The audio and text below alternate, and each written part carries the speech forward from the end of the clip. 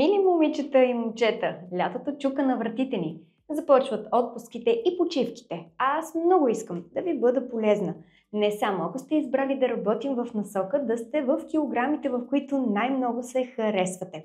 В днешното видео ще ви подскажа за 19 храни, които лесно може да хапвате в ежедневието си или на почивката, на която сте, и да не качвате килограми. Или, ако сте на протоколът ми, да не го нарушавате и после да си го продължавате без промяна. Лесно е да качите мазнини, когато ядете храни, които са мазни, с високо съдържание на захар или пълни, с празни калории или много въглехидрати от брашно и захари. От друга страна е трудно да не губите мазнини, ако използвате определени храни, които са много засищащи, с високо съдържание на протеини и ниско съдържание на калории.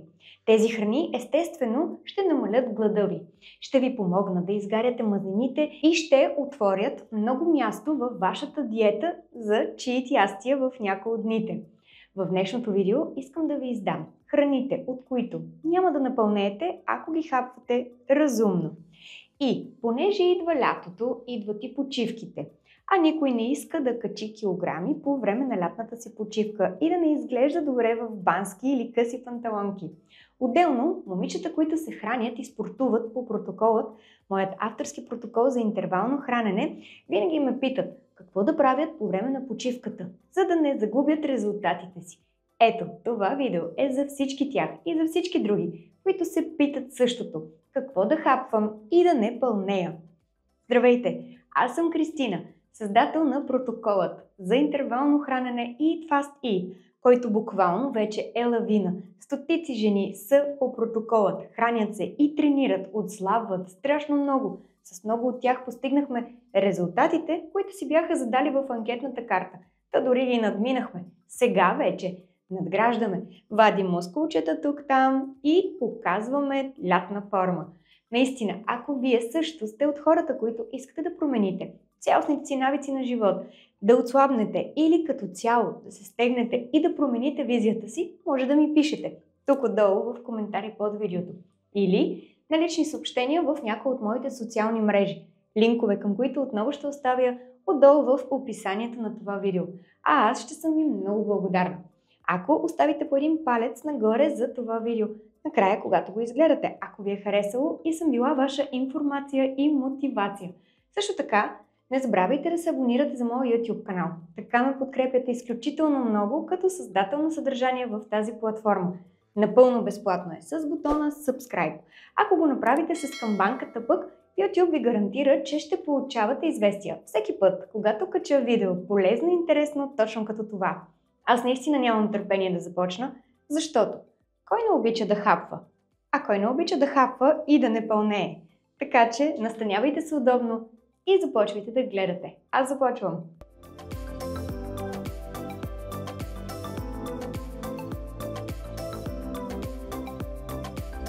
Първата храна, от която е почти невъзможно да натрупате мазнини, това са яйцата.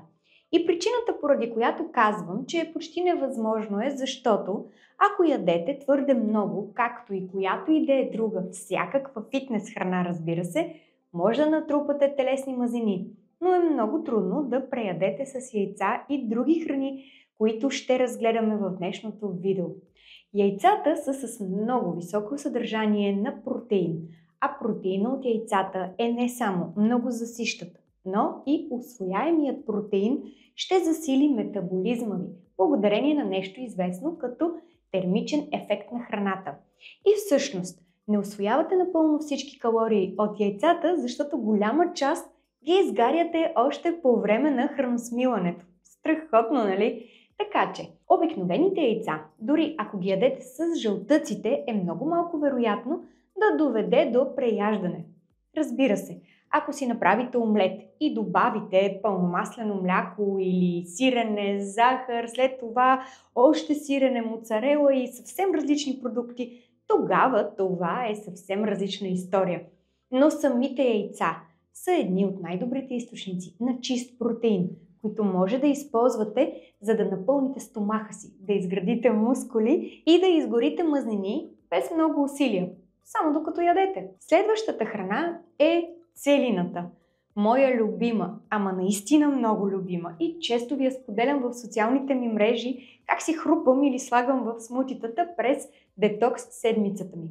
Целината е една от най-нискокалоричните храни, тъй като се състои от 95% вода. Ще бъде почти невъзможно да изядете достатъчно целина, за да добавите някое килце отгоре. Целината е много засищаща и е пълна с хранителни вещества, като калий, калций и много антиоксиданти. Също така може да се консумира с нискокалорични ястия, като салса, която всъщност е и следващата храна от списъка ми.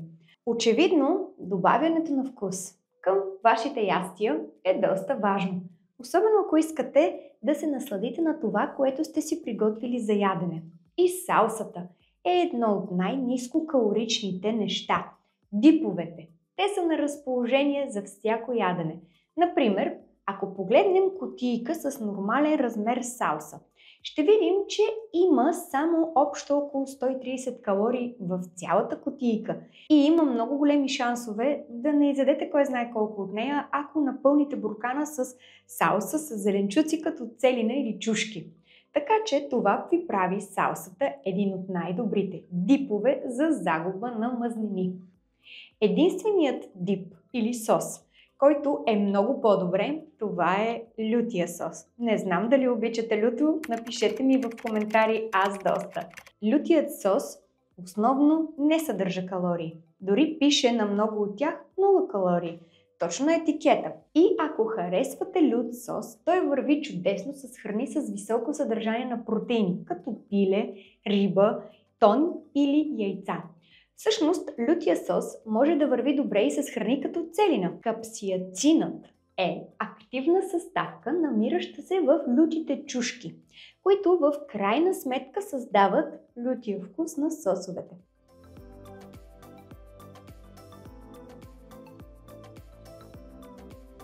Страхотното нещо за капсиацина е, че може леко да ви ускори метаболизма, като ви помага да изгаряте повече калории, дори по-бързо и по време на хранене. Следващата храна е един от най-нискокалоричните зеленчуци. И това е спанакът. Отново мой много любим и често показван на супички или смутита. Една чаша спанак съдържа само 7 калории. От тези калории голяма част от тях идват от неразтворими фибри, които ще ви помогнат да се наситите идеално. Почти безкалоричен спанакът също ще ви осигури важни хранителни вещества като калций, магнезий, калий и витамин А. Ето защо, ако обичате да ядете салати, препоръчвам ви да замените марулята или айсберга с спанак, тъй като спанакът съдържа значително повече хранителни вещества от марулята, например.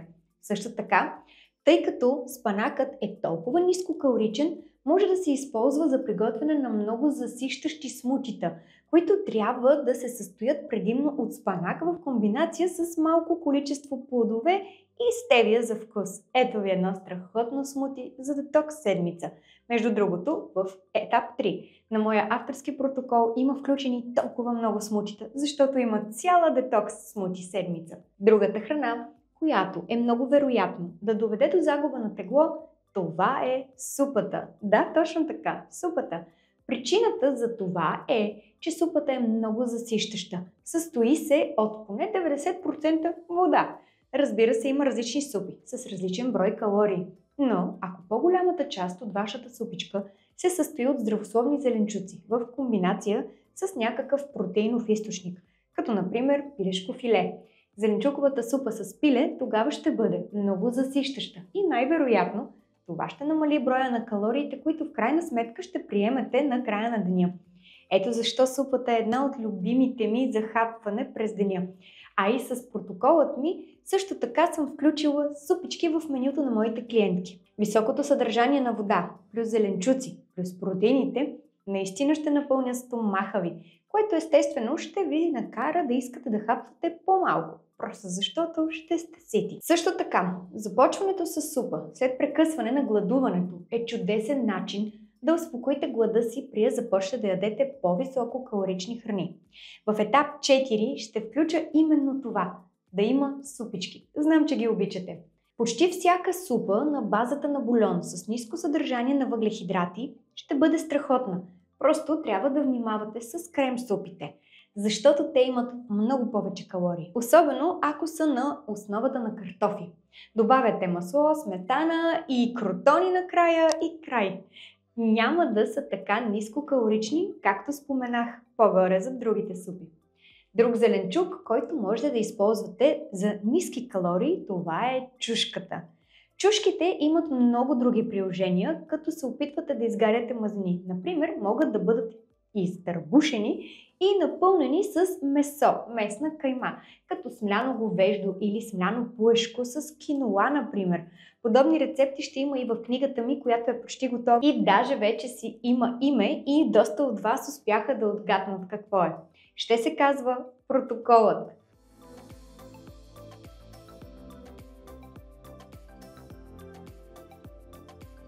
Пълнените чушки след това могат да бъдат изпечени на фурна, всъщност за вкусно, нискокалорично, високо засищащо ястие с високо съдържание на протеин.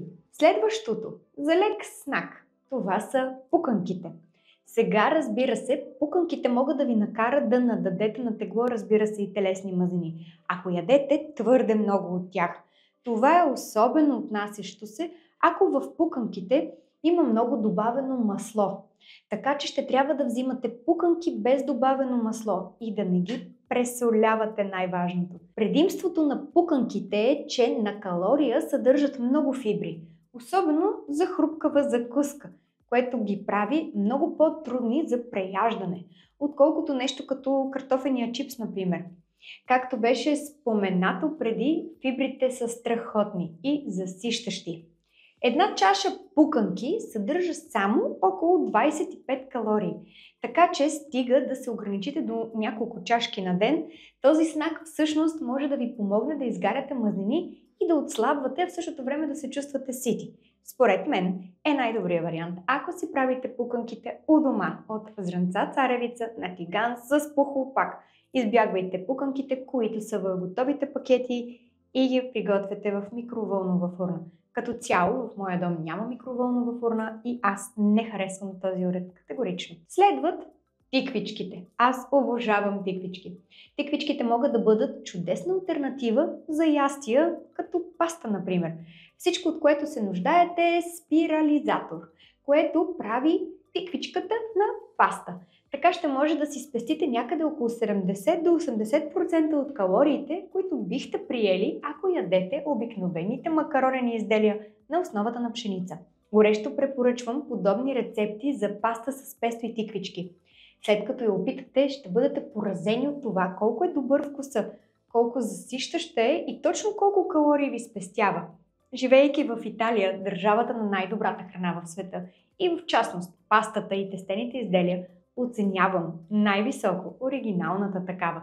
И все пак, всяко нещо струва друго нещо. Казвам го постоянно в социалните мрежи. И ме чувате. И всяко мое момиче, избрало да работи заедно с мен, знае това много добре. И в този ред на мисли и такива рецепти ще има в книгата ми. Вид алтернативи на любими, класически италиански рецепти. Тиквичките очевидно могат да се използват за приготвяне на алтернатива на пържените картофи или могат да бъдат нарязани на купчета и добавени във всякакви различни супи.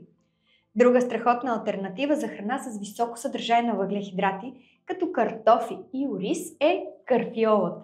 Хапвайки карфиол ще избегнете консумацията на въглехидрати. Определено няма да бъде лесно да изядете достатъчно карфиол, че да натрупате телесни мазнини. Просто той е много засищащ. Това е така, защото точно както други зеленчуци, карфиолът съдържа много фибри, особено на калория.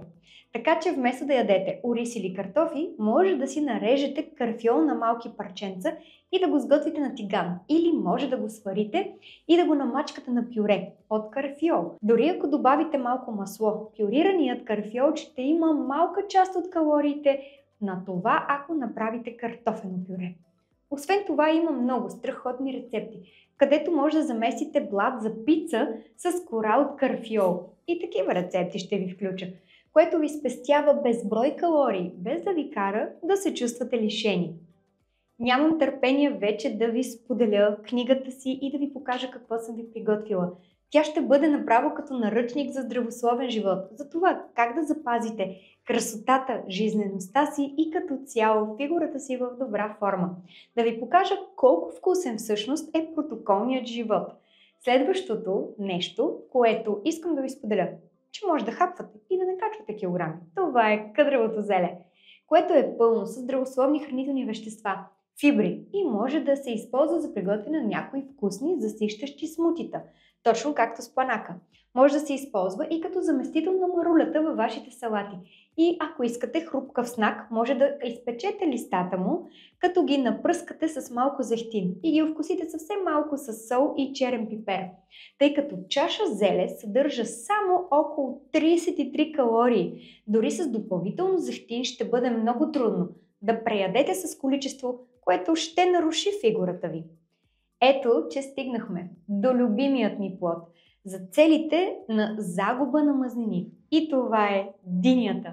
Нямам по-любим плод, заради вкуса и заради факта, че мога да се пръсна, образно казано, ядейки го и да не напълнея. Даже напротив, действа диуретично, обезводнява и те кара да се чувстваш толкова лек в един момент, когато мине ефекта на преяждането. Причината динята да е толкова страхотна е, че се състои от над 90% вода. Храните, които са с много високо съдържание на вода, обикновенно са не само с ниско съдържание на калории, но и много засищащи. Така че е трудно да изядете твърде много. 100 грама диня съдържат едва 30 калории. Динята също осигурява важна аминокиселина, известна като L-аргинин, която благоприятства синтеза на протеин и съответно образуване на колаген. Дами, идва сезонът на дините и хапвайте си на воля за тънка талия и хубава кожа. Друг зеленчук, който е съставен почти изцяло от вода, това е краставицата. Можете почти да ядете безкрайно от краставиците, без да трупате никакви телесни мазнини. Краставиците осигуряват фибри, витамин А и бета-каротин. Следващ е киселите краставички, които всъщност са краставици, които са ферментирали в саламура. Стига да вземете кисели краставички без добавена захар. Те ще съдържат почти нулеви калории. Има и доказателства, че сокът от киселите краставички може да помага за намаляване на цялостно на апетита ви, като стабилизира кръвната ви захар. Така че може да пивате малко от буркана, но не прекалено много, защото все пак има и сол.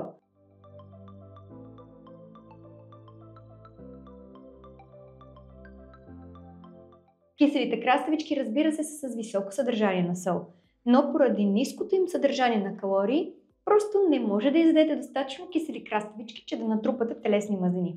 И все пак, внимавайте, защото ако сте склонни да задържате вода, в киселите краставички има сол, казах ви, и може да задържите доста, особено ако изядете цял буркан. Друга високопротеинова храна, която не трябва да се страхувате да добавяте към диетата си, това са пилешките гърди, пилешкото филе. Пилешките гърди са един от най-добрите източници на чист протеин, който може да си набавите.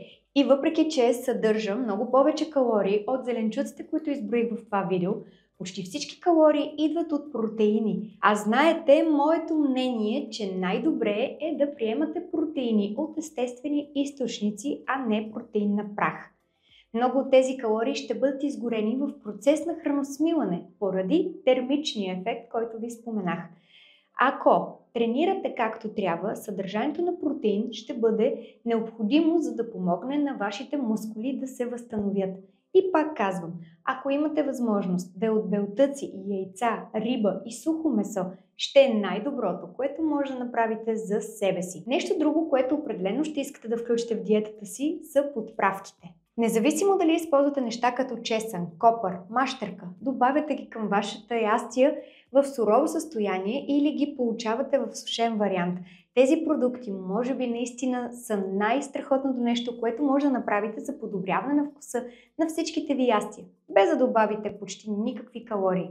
Любимите ми подправки са риган, чесън, лук на прах, пушен червен пипер. Даже си го поръчвам от България, защото тук в Италия много трудно го намирам. Подправките за пиле също много ги обичам. Но това са една част от подправките ми, а има още толкова много, които добавям в менюто си, които буквално могат да превърнат всяко скучно на вид ядене в истински кулинарен шедьовър, поради което подправките си остават абсолютно необходими и любими, когато се опитвате да намалите приема на калории, докато все още се наслаждавате на чудесен вкус на ястие. Единствените подправки, с които ще трябва да внимавате, са тези, в които има добавени захари, изкуствени консерванти и натриев глутамат. Но повечето билки и подправки са напълно подходящи и ще имат незначително въздействие върху общия ви прием на калории. Подправките вървят много добре с друг супер ниско калоричен зеленчук, който има страхотен вкус. И това са аспержите. Аз много обичам аспержи. Аспержите съдържат само 27 калории, а като добавите малко зехтини подправки като чесън на прах, лук на прах и пушен червен пипер, ще направите аспержите много нискокалорични и супер вкусни.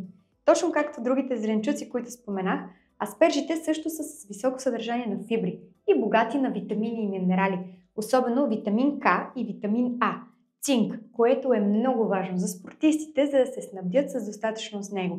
Особено ако се потят много, защото губят много цинк чрез потта си.